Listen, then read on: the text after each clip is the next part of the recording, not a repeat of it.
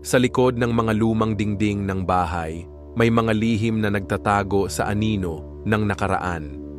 Magandang araw sa iyo, kaibigan. Sa bilis ng oras at pagod sa buong maghapon, halika, pahinga muna. Hayaan mong ang iyong isipan ay lumipad at sundan ang mga yapak ng mga alaala sa lumang bahay ng mga De La Cruz. Ngayong araw, muli nating bubuksan ang lumang tala-arawan sa pagitan ng mga pahinang may nakasulat na pag-ibig, digmaan, at isang lihim na anak. Samahan mo kami sa paglalakbay na ito. I-like, i-share, at mag-subscribe sa Pahinga Muna para sa mas marami pang kwentong kapupulutan ng aral at misteryo. Ang lihim ng lumang tala-arawan, unang bahagi. Ang pamanang bahay. Sa tahimik na bayan ng San Rafael, kung saan ang mga alaala ay tila nakaukit sa bawat sulok ng mga lumang bahay, nakatayo ang isang bahay na puno ng kasaysayan at misteryo, ang ancestral home ng mga De La Cruz. Ang bahay na ito, na minsan nang naging sentro ng kasiyahan at pagtitipon, ay ngayoy isang saksi sa paglipas ng panahon, puno ng mga kwento na naghihintay na muling mabuhay. Ang mga haligi nito, bagamat kinakalawang na, ay tila nagbubulong ng mga nakaraang panahon, at ang mga bintanay naglalarawan ng mga tagpong puno ng pag-asa at pangamba. Si Aling Elena, isang babae na kabilang sa Gen X, ay lumaki sa bahay na ito. Puno ng galak ang kanyang kabataan dito, kasama ang mga laro sa malawak na hardin na ngayon ay bahagyang masukal na, at mga kwento ng kanyang lola Ising na laging nagbibigay aral. Ang mga aral na ito'y hindi lamang tungkol sa buhay, kundi pati na rin sa pagpapahalaga sa nakaraan at sa mga taong bumuo nito. Ngunit sa paglipas ng mga taon, ang bahay ay unti-unting nakalimutan, naiwan sa pag-iisa habang si Aling Elena ay abala sa kanyang sariling buhay sa lungsod. Ang kanyang trabaho bilang isang accountant sa isang malaking kumpanya ay sumakop sa halos lahat ng kanyang oras at enerhiya. Isang araw, natanggap ni Aling Elena ang balita na pumanaw na ang kanyang lola Ising. Ang balita ay dumating na parang kidlat, nagdulot ng sakit at panghihinayang. Dahil dito, napagdesisyunan niyang bumalik sa San Rafael upang asikasuhin ang bahay at ang mga naiwang gamit ng kanyang lola. Kasama niya ang kanyang anak na si Sofia, isang tipikal na Gen Z na laging nakatutok sa kanyang cellphone at social media. Para kay Sofia, ang mundo ay umiikot sa TikTok, Instagram, at sa mga online games. Bakit pa kasi kailangan nating pumunta dito, Mama? Tanong ni Sofia habang binabagtas nila ang daan patungo sa San Rafael. Ang kanyang tono'y nagpapahiwatig ng inip at pagkabagot. Wala namang signal dito, tsaka ang layo-layo pa. Mas gusto ko pang magstay sa bahay at mag-scroll sa TikTok. Sofia, kailangan nating gawin ito para kay Lola Ising, sagot ni Aling Elena. Ang kanyang boses ay puno ng pagmamahal at paggalang. Tsaka, maganda rin para sa iyo na makita ang bahay kung saan ako lumaki. Marami kang matututuhan dito, hindi lamang tungkol sa pamilya natin, kundi pati na rin sa kasaysayan ng bayang ito. Pagdating nila sa bahay, agad na napansin ni Sofia ang kaibahan nito sa kanilang modernong kondo sa lungsod. Ang bahay ay malaki at puno ng mga lumang gamit, mga larawan na kumukupas na, at mga aklat na may alikabok. Ang creepy naman dito, Mama, sabi ni Sofia habang naglilibot sa loob ng bahay. Ang kanyang mga matay naglilibot sa mga sulok, tila naghahanap ng anumang bagay na maaaring magbigay sa kanya ng dahilan upang bumalik sa lungsod. Habang si Aling Elena ay abala sa pag-aayos ng mga gamit, napadpad si Sofia sa atik ng bahay. Ang atik ay madilim at puno ng mga lumang kahon, mga kasangkapan, at mga bagay na nakatago sa ilalim ng mga tela. Doon, natagpuan niya ang isang lumang kahon na puno ng mga papeles at isang tala-arawan. Dahil sa kanyang pagkausyoso, Binuksan niya ang tala-arawan at nagsimulang magbasa. Ang amoy ng lumang papel at tinta ay bumalot sa kanya. Nagdala ng kakaibang pakiramdam ng nostalgia. Ang tala-arawan ay pag-aari ng kanyang Lola Ising noong siya ay bata pa. Sa mga pahina nito, isinulat ni Lola Ising ang kanyang mga pangarap, mga pagsubok, at mga lihim. Ang mga salita ay puno ng damdamin, naglalarawan ng isang panahon na puno ng pag-asa at pangamba. Ngunit may isang partikular na entry na nakakuha ng atensyon ni Sofia, isang misteryosong insidente na nangyari sa bahay noong panahon ng digmaan. Ayon sa tala-arawan, may isang sundalo na nagtago sa bahay ng mga De la Cruz upang makatakas sa mga kaaway. Ang sundalo'y sugatan at nangangailangan ng tulong. Tinulungan siya ng pamilya na magtago sa isang lihim na silid sa loob ng bahay at pakainin. Ngunit isang araw, bigla na lamang itong nawala. Walang nakakaalam kung ano ang nangyari sa sundalo at ang kanyang pagkawala ay nanatiling isang misteryo sa pamilya. Ang huling entry tungkol sa sundalo ay nagtatapos sa isang tanong. Nasaan ka na, sundalo? Sana'y ligtas ka. Dahil sa kanyang nabasa, nagkaroon ng interes si Sofia na alamin ang katotohanan tungkol sa nawawalang sundalo. Ipinakita niya ang tala-arawan sa kanyang ina at ibinahagi ang kanyang natuklasan. Ang kanyang mga matay puno ng excitement, tila ba'y nakahanap siya ng isang bagong adventure. Hindi ko alam ang tungkol dito, sabi ni Aling Elena, nagulat sa kanyang nalaman. Ang kanyang mukha'y nagpapakita ng pagtataka at pag-aalala. Hindi ito nabanggit sa akin ni Lola Ising. Siguro'y ayaw niyang maalala ang mga pangyayaring ito. Mama, kailangan nating alamin kung ano ang nangyari sa sundalo, sabi ni Sofia. Ang kanyang tono'y nagpapakita ng determinasyon. Sigurado akong mayroong lihim na nakatago sa bahay na ito at kailangan nating malaman kung ano ito. Sa pagtutulungan ng mag-ina, nagsimula silang maghanap ng mga pahiwatig sa loob ng bahay. Binasa nila ang mga lumang papeles, tiningnan ang mga larawan, at kinausap ang mga matatanda sa bayan. Sa kanilang paghahanap, natuklasan nila ang mga kwento ng katapangan, pag-ibig, at pagtataksil. Ang bawat kwento'y nagbibigay sa kanila ng bagong lead at bagong tanong. Ngunit habang papalapit sila sa katotohanan, mayroong isang panganib na naghihintay sa kanila. Mayroong isang tao na ayaw na malaman nila ang lihim ng lumang tala-arawan at handa itong gawin ang lahat upang pigilan sila. Ang kanilang paghahanap ay hindi lamang tungkol sa paglutas ng isang misteryo, kundi pati na rin sa pagprotekta sa kanilang sarili. Ito ang simula ng kanilang paglalakbay. Isang paglalakbay na maglalapit sa kanila sa isa't isa at magbubukas sa mga lihim ng nakaraan. Sa gitna ng misteryo at panganib, matututuhan nila ang halaga ng pamilya, kasaysayan at ang katotohanan. Ang bahay ng mga De la Cruz ay hindi lamang isang tahanan, kundi pati na rin isang saksi sa mga pangyayaring bumuo sa kanilang pamilya at sa kanilang bayan. Pangalawang bahagi, mga pahiwatig sa nakaraan. Sa pagpapatuloy ng kanilang paghahanap, naging masigasig sina Aling Elena at Sofia sa paghalukay sa bawat sulok ng lumang bahay. Ang bawat kwarto ay tila may sariling kwento, bawat anino'y may binubulong na lihim. Para kay Aling Elena, ang pagbabalik sa bahay ay hindi lamang pag-alala sa nakaraan, kundi pati na rin pagtuklas sa mga bahagi ng kanyang pamilya na hindi niya lubos na kilala. Ang bahay na ito'y hindi lamang isang gusali, kundi isang buhay na saksi ng kanilang kasaysayan.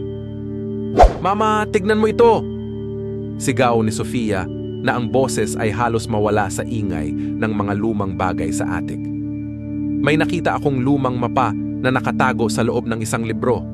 Ang libro mismo ay mukhang napakatanda na, halos gumuho na sa sobrang luma. Agad na lumapit si Aling Elena kay Sofia na bahagyang nahirapan dahil sa dami ng alikabok na pumapalibot sa kanila. Tiningnan niya ang mapa. Ito ay isang mapa ng San Rafael noong panahon ng digmaan, hindi katulad ng anumang mapa na nakita nila dati. Ang mga detalye malinaw pa rin, bagamat kupas na ang kulay. May mga markang nakalagay sa mapa na hindi nila maintindihan, mga bilog, mga krus, at mga linya na tila walang partikular na pattern. Ano kaya ang ibig sabihin ng mga markang ito, ma? Tanong ni Sofia na ang mga matay puno ng pagtataka. Parang code na kailangan nating i-decode.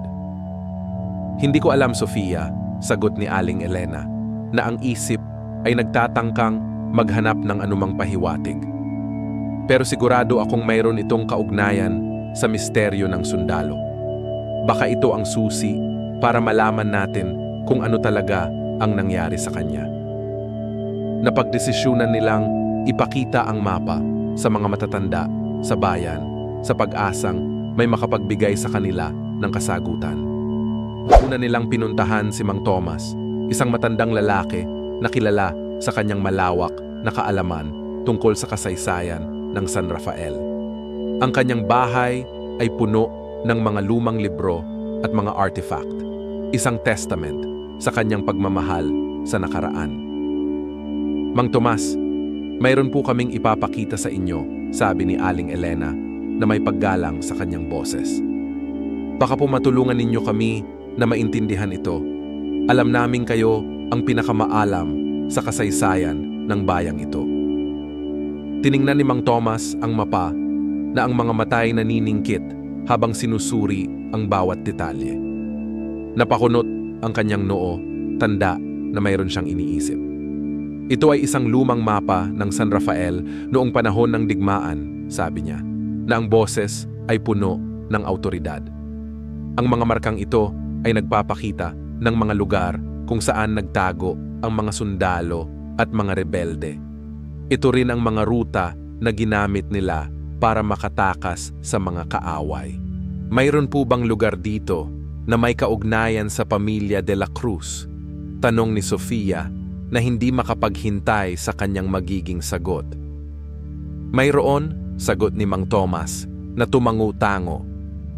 Ayon sa mapa, mayroong isang lihim na silid sa loob ng bahay ninyo na ginamit bilang taguan ng mga sundalo.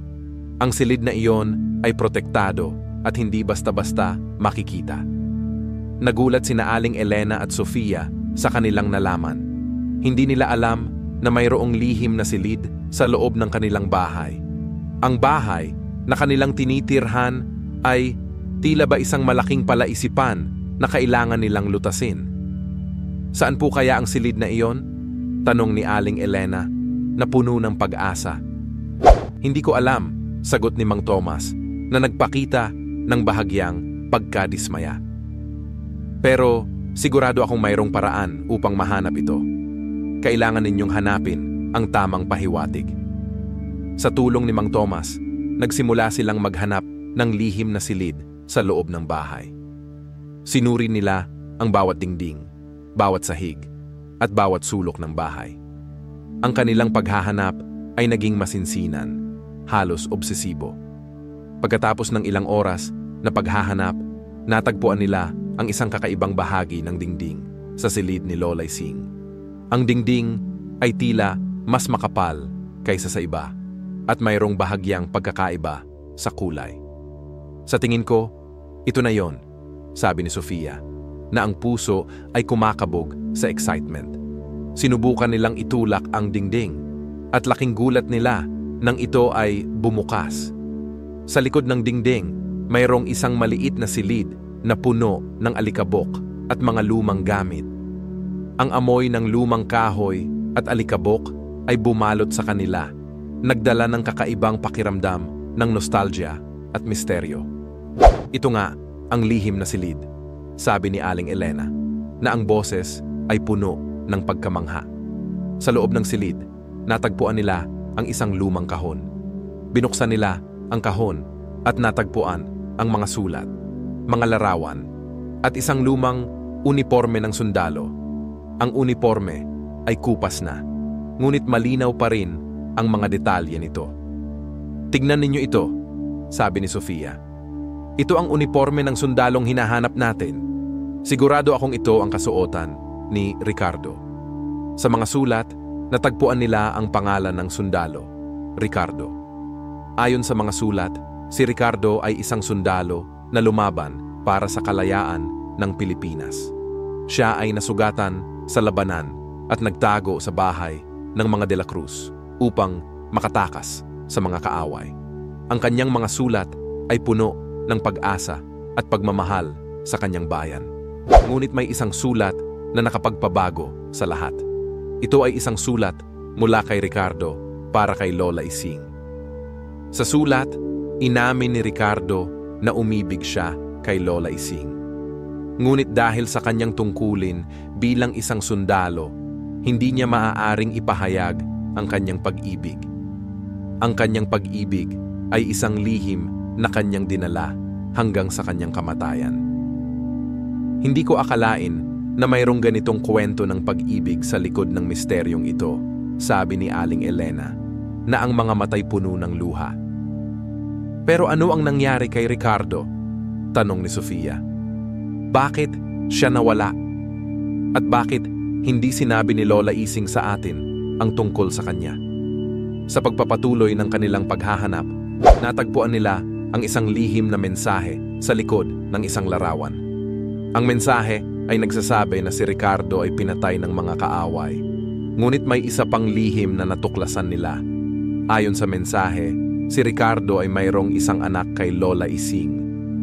"Ano?" sabi ni Aling Elena. "Mayroon akong kapatid? Paano nangyari ito?" Sa puntong ito, ang misteryo ay mas lalong gumulo. Sino ang anak ni Ricardo at Lola Ising? At bakit hindi ito sinabi sa kanila ni Lola Ising? Ang mga tanong ay patuloy na bumabagabag sa kanilang isipan, naghahanap ng kasagutan. Ikatlong bahagi, ang lihim na anak.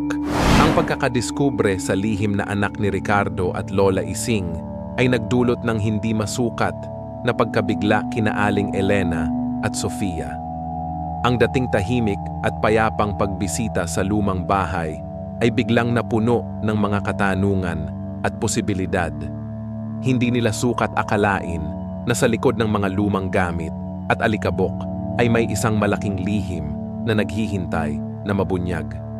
Ang ideya na mayroon silang kapamilya na hindi nila kilala ay tila isang eksena sa isang teleserye o pelikula.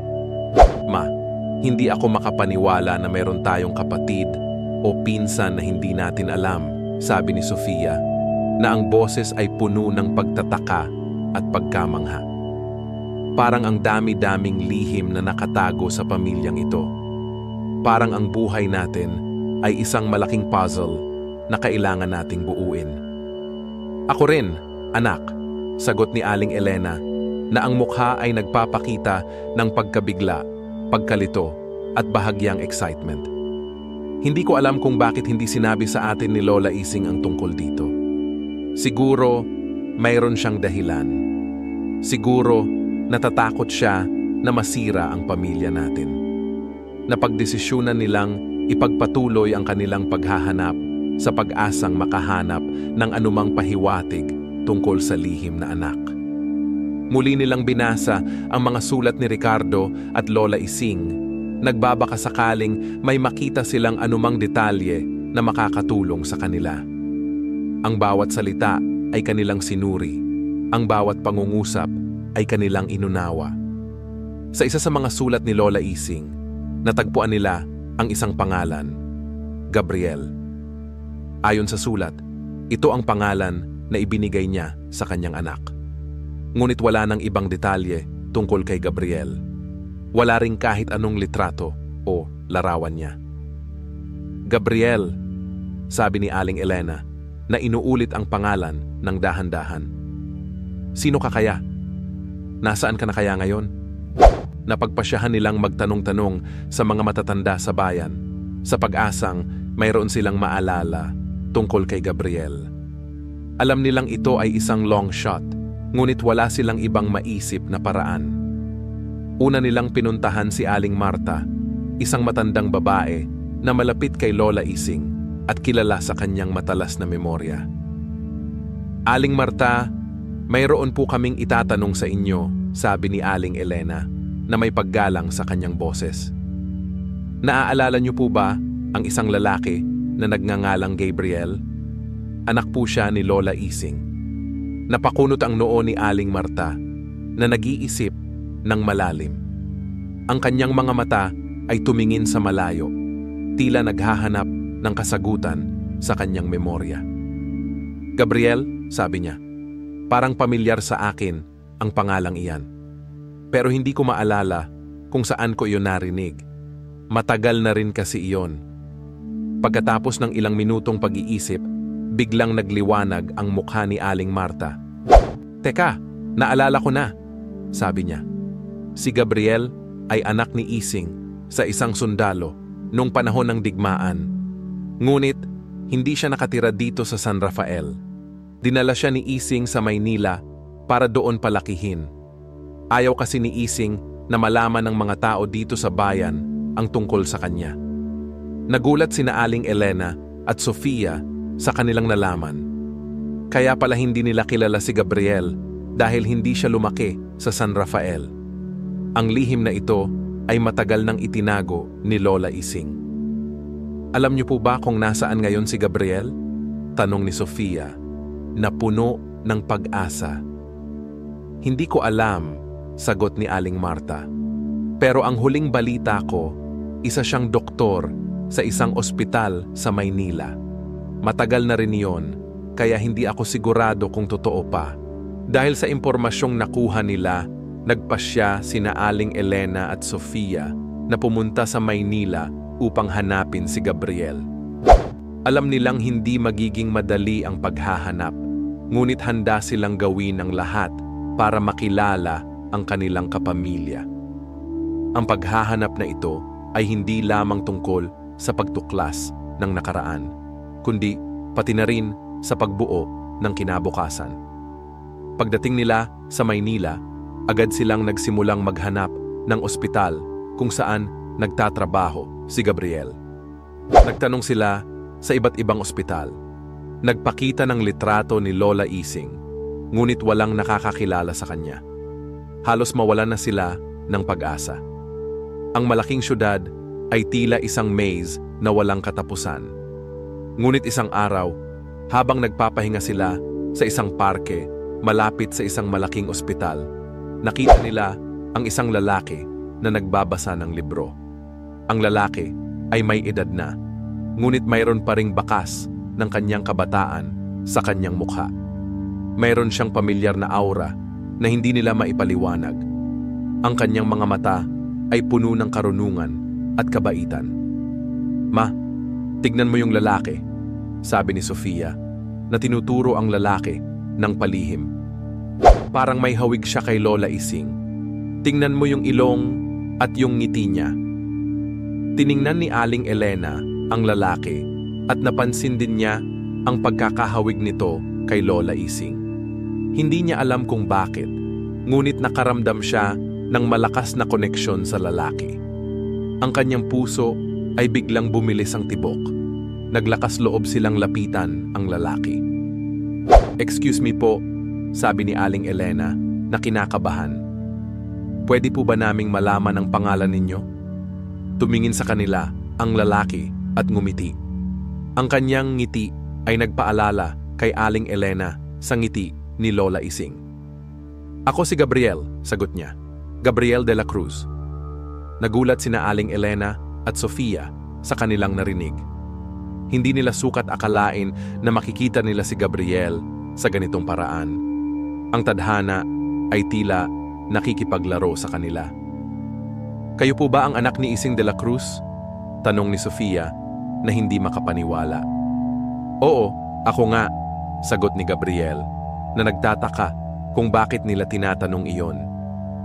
"Bakit nyo na itanong?" Ipinakilala ni Aling Elena ang kanilang sarili at ikinuwento kay Gabriel ang tungkol sa kanilang paghahanap sa lumang talaarawan at ang misteryo ng sundalo. Ikinuwento rin nila ang tungkol sa lihim niyang pagkatao. Ang bawat detalye ay kanilang ibinahagi, walang tinago. Hindi makapaniwala si Gabriel sa kanyang narinig. Hindi niya alam na mayroon siyang kapatid o pamangkin. Hindi rin niya alam ang tungkol sa kwento ng kanyang ama at ina. Ang kanyang buhay ay biglang nagbago sa isang iglap. Hindi ko alam kung ano ang sasabihin ko, sabi ni Gabriel na puno ng emosyon. Ang dami-dami kong nalaman ngayon. Salamat sa inyo. Sa pagtatagpo ni Aling Elena, Sofia at Gabriel, nabuo ang isang bagong koneksyon sa pamilya. Natuklasan nila ang mga lihim ng nakaraan at natutunan ang halaga ng pamilya at kasaysayan. Sa wakas, nalutas na ang misteryo ng lumang talaarawan. Ngunit ang pagtatagpo na ito ay simula pa lamang ng kanilang bagong paglalakbay bilang isang pamilya. Huling bahagi, Pamilya at Pamana. Ang pagtatagpo ni Aling Elena, Sofia at Gabriel ay nagbukas ng isang bagong kabanata sa kanilang buhay. Sa wakas, nagkaroon na ng kasagutan ang matagal ng misteryo ng lumang talaarawan. Ngunit higit pa sa paglutas ng isang misteryo, natagpuan nila ang isang bagay na mas mahalaga, ang pamilya. Hindi ko akalain na sa edad kong ito, magkakaroon pa ako ng kapatid at pamangkin, sabi ni Gabriel, na ang mga mata ay puno ng galak. Salamat sa inyo, Aling Elena at Sofia, dahil binuksan ninyo ang puso ko sa isang pamilya na hindi ko alam na mayroon ako. Kami rin, Kuya Gabriel, sagot ni Aling Elena nang ngumiti. Masaya kami na nakilala ka namin. Ngayon, hindi na kami nag-iisa. Ako rin, Tito Gabriel, sabi ni Sofia na yumakap kay Gabriel. Excited na akong makasama ka sa mga family gatherings.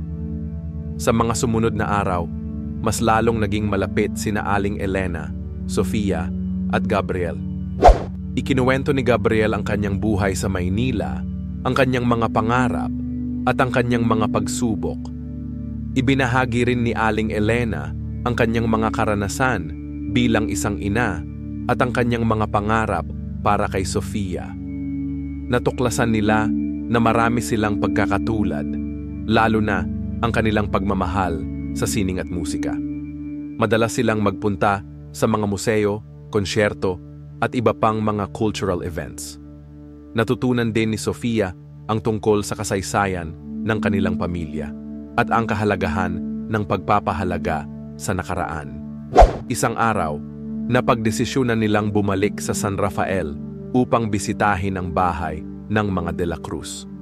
Gusto nilang ipakita kay Gabriel ang bahay kung saan nagsimula ang lahat. Pagdating nila sa bahay, nakaramdam si Gabriel ng kakaibang koneksyon sa lugar. Tila ba bumalik siya sa kanyang mga ugat. Naglibot sila sa bahay, ikinuwento ni Aling Elena at Sofia ang mga alaala nila sa bahay at kay Lola Ising. Sa silid ni Lola Ising, natagpuan ni Gabriel ang isang lumang gitara. Kinuha niya ito at nagsimulang tumugtog ng isang lumang awitin. Ang awitin ay paborito ni Lola Ising at madalas niya itong kantahin noong bata pa si Aling Elena.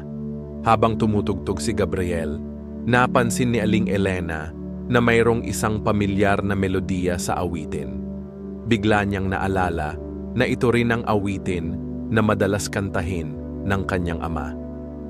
Gabriel, saan mo natutunan ang awiting iyan? Tanong ni Aling Elena. Tinuro sa akin ni Mama Ising, sagot ni Gabriel. Madalas niya itong kantahin sa akin noong bata pa ako. Sa puntong iyon, napagtanto ni Aling Elena na ang kanyang ama at si Ricardo ay magkaibigan. Sila ay lumaban para sa kalayaan ng Pilipinas at sila ay umibig sa parehong babae. Hindi ko akalain na ang pamilya natin ay mayroong ganitong kasaysayan, sabi ni Aling Elena na puno ng pagkamangha. Ako rin, sagot ni Gabriel. Pero masaya ako na natuklasan natin ito. Ngayon, mas lalo ko pang naiintindihan ang aking pagkatao. Sa pagtatapos ng kanilang paglalakbay, natutunan ni Aling Elena, Sofia at Gabriel ang halaga ng pamilya, kasaysayan at pamana. Natuklasan nila na ang pamilya ay hindi lamang tungkol sa dugo, kundi pati na rin sa koneksyon, pagmamahal at pag-unawa. Natutunan din nila na ang kasaysayan ay hindi lamang tungkol sa nakaraan, kundi pati na rin sa kasalukuyan at sa hinaharap. At higit sa lahat, natutunan nila na ang pamana ay hindi lamang tungkol sa mga bagay na materyal, kundi pati na rin sa mga aral, mga alaala at mga kwento na kanilang ibabahagi sa mga susunod na henerasyon. Sa paglipas ng mga taon, patuloy na pinangalagaan ni Aling Elena, Sofia at Gabriel ang bahay ng mga De la Cruz. Ginawa nila itong isang museo kung saan maipapakita ang kasaysayan ng kanilang pamilya at ang kasaysayan ng San Rafael.